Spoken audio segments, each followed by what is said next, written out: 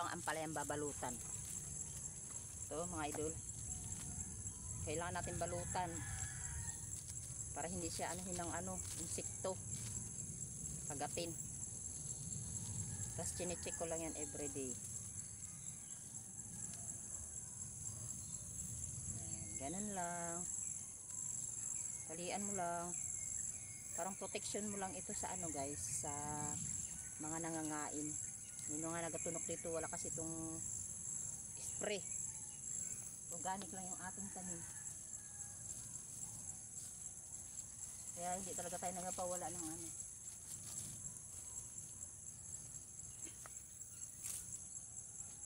tayo nagpawala ng plastic.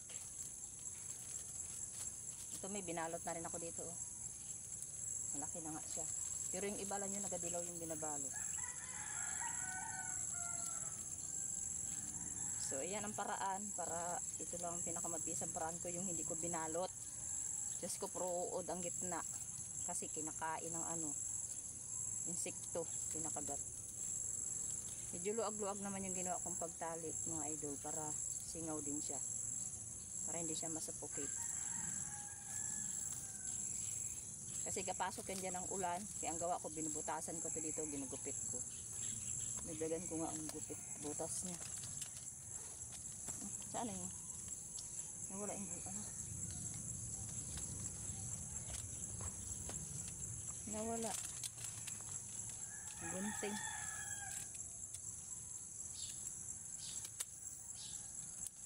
Ayan. Para yung tubig na papasok doon, hindi siya mababagsakin yung tubig dito galing sa ilalim. Ayan na guys, thank you for watching. Bye, salamat sa suporta ninyo. Palagi pong mag like, follow and share. Wait lang, may mitas pa pala tayo ng mamaya na kayo bye bye. Mitas pa tayo ng mahiwagang talbos.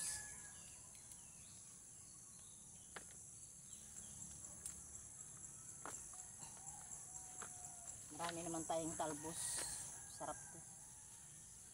Masarap to lagain. Steam.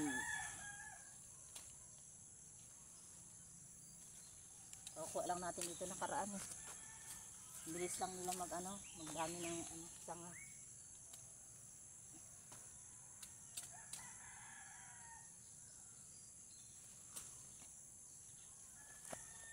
Likod ko na nakita.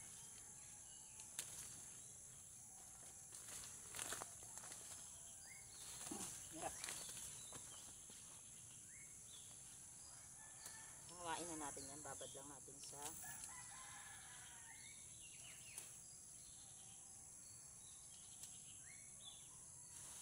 diba may talbusan na tayo, walang gutom.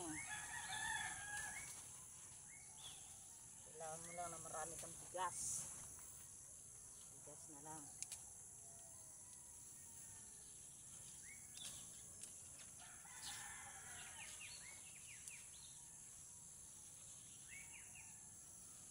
Meron din ako dito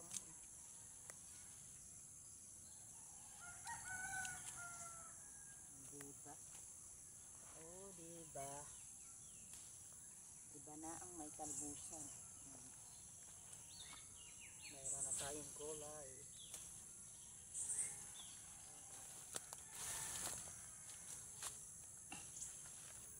Hindi naman natin kunin ng ibang ampalaya. So ayan ang ating nakuha sa ating garden. Ang ganda, di ba? Ang haba ng talong natin. Ang ganda ng mga talong natin, kaya gusto ko magpadami niyan. Yung pinahinog ko na yun, tatanim ko din yun. Thank you sa biyayang bigay ni Lord sa atin. Malusog na kalusugan, healthy lang. Thank you, thank you. Ayan